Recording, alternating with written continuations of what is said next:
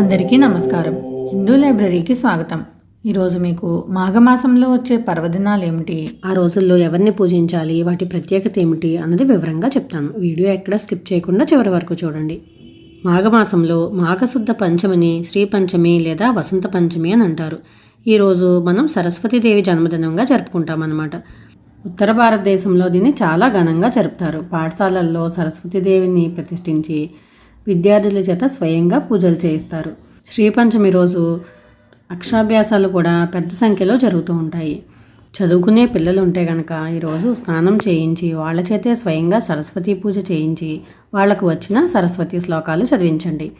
వాళ్లకు జ్ఞానం అభివృద్ధి చెంది మంచి మార్గంలో పయనిస్తారు. తెల్లని వస్త్రాలు ధరించి తెల్లని పూలతో ఆమెను పూజించాలి. మాఘమాసం సూర్యారాధనకు చాలా విశిష్టమైన మాసం. అనేక రకాల ఆరోగ్య సమస్యల నుంచి బయటపడడానికి సూర్యారాధన చేసి ఫలితం పొందిన వాళ్ళని ఎంతోమందిని మనం పురాణాల్లో చూస్తూ ఉంటాం. సూర్యుడు ఆరోగ్య ప్రదాత. అలాగే శత్రాజిత్తుకు రోజు బంగారాన్ని ప్రసాదించే శమంతకమణిని, ధర్మరాజుకు అరణ్యవాస సమయంలో తనతో పాటు వచ్చిన వారి ఆకలి తీర్చడానికి అక్షయ పాత్రను ప్రసాదించి సంపద ప్రదాతగా కూడా కీర్తించబడ్డాడు. నవ వ్యాకరణ పండితుడిగా చెప్పబడే హనుమంతుడికి గురువు కాబట్టి జ్ఞానప్రదాతగా కూడా మనం సూర్యుడిని పూజిస్తాం. అంతవరకు ఎందుకు, సూర్యుడి వల్లే మొక్కలు ఆహారాన్ని తయారు చేస్తున్నాయి.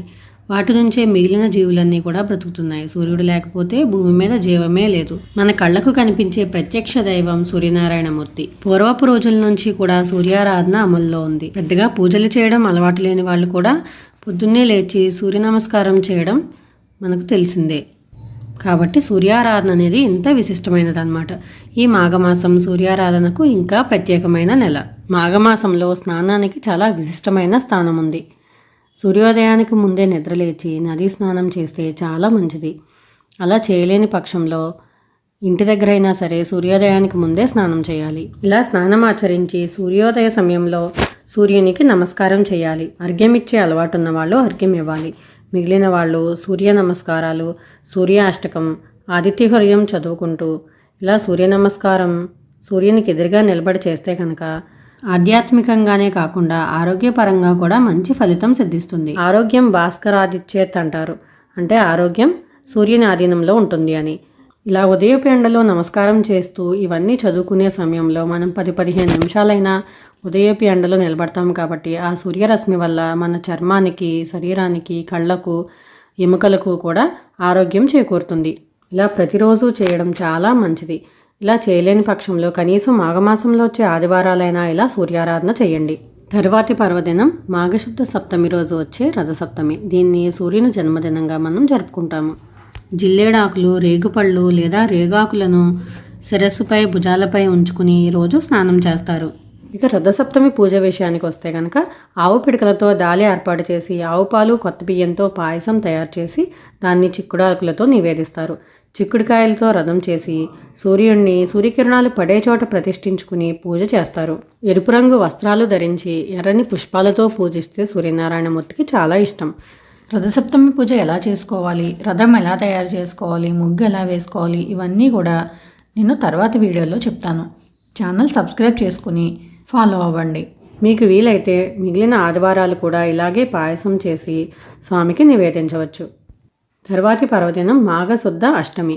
దీన్నే మనం భీష్మాష్టమి అంటారు. భీష్మునికి ఇచ్ఛామరణం అనే వరం ఉంది. అంటే తను కోరుకున్నప్పుడే తన ప్రాణాలను విడిచే వరం అన్నమాట. మహాభారత యుద్ధంలో గాయపడి అంపశయ్యపై ఉన్న భీష్మ పితామహులు ఉత్తరాయణ పుణ్యకాలం ప్రవేశించిన తర్వాత మాఘశుద్ధ అష్టమి రోజు తన ప్రాణాలను విడిచారు. ఈ రోజుని మనం భీష్మాష్టమిగా చెప్పుకుంటాము. భీష్మాష్టమి తర్వాత వచ్చే ఏకాదశిని నీ పేరు మీదుగా భీష్మ ఏకాదశిగా జరుపుకుంటారని శ్రీకృష్ణుడు భీష్మ పితామహునికి వరం ఇచ్చారనమాట. కాబట్టి మనం భీష్మాష్టమి, భీష్మ ఏకాదశులను భీష్ముని గుర్తుగా జరుపుకుంటాము. ఈ రోజుల్లో తర్పణాలు విడవడం వల్ల ఎంతో గొప్ప ఫలితం సిద్ధిస్తుందని చెప్తారు. ఇక తర్వాత వచ్చే మాఘ పౌర్ణమిని కూడా చాలా విశిష్టంగా జరుపుకుంటారు. మాఘ పౌర్ణమి రోజు సముద్ర స్నానం తప్పక చేయాలని శాస్త్రోక్తి. సంవత్సరంలో 4 సార్లు అంటే ఆషాఢం, కార్తీకం, మాఘం, వైశాఖం ఈ 4 నెలల్లో పౌర్ణమి తిథి రోజు సముద్ర స్నానం తప్పక చేయాలని చెప్తారు. వాటిలో మాఘ పౌర్ణమిని మరీ ప్రత్యేకంగా చెప్తారు. ఈ రోజున సముద్ర స్నానం చేయడం వల్ల పుణ్యంతో పాటు ఆరోగ్యం కూడా సిద్ధిస్తుందని నమ్ముతారు. ఇక చివరిగా మాఘ బహుళ చతుర్దశిని మనం మహాశివరాత్రిగా జరుపుకుంటాం. శివరాత్రి విశిష్టత ప్రత్యేకంగా చెప్పాల్సిన అవసరం లేదు. శివరాత్రి రోజు చేసే స్నానం, దానం, జపం, పూజ, జాగరణ, ఉపవాసం ఇవన్నీ కూడా అద్భుతమైన ఫలితాలను ఇస్తాయి. కాబట్టి ఈరోజు తప్పకుండా శివారాధన చేయండి. నోములు చేసుకునే స్త్రీలైతే మాఘమాసంలోనే వాటిని మొదలు పెట్టుకుంటారు. రథసప్తమి రోజు కానీ శివరాత్రి రోజు కానీ వాటిని మొదలు పెట్టుకుంటారు. కొత్తగా చేయాలనుకునే వాళ్ళైతే రథసప్తమి రోజే వాటిని మొదలు పెడతారు. కాబట్టి స్త్రీలు చేసుకునే నోములకు కూడా మాఘమాసం చాలా ప్రశస్తమైనది. మాఘమాసంలో స్నానం, దానం, జపం చేయనివాడు ఎంతో సమయాన్ని వృధా చేసినట్టు అని శ్రీకృష్ణుడే స్వయంగా మహాభారతంలో చెప్పాడు. కాబట్టి ఈ సమయాన్ని వృధా చేసుకోకుండా అందరూ కూడా ఈ పర్వదినాలను సద్వినియోగం చేసుకుంటారని ఆశిస్తూ ఈ వీడియో చేస్తున్నాను. వీడియో నచ్చితే లైక్ చేయండి, మరింత మందికి షేర్ చేయండి. మరిన్ని ఉపయోగకరమైన వీడియోల కోసం ఛానల్ సబ్స్క్రైబ్ చేసుకోండి.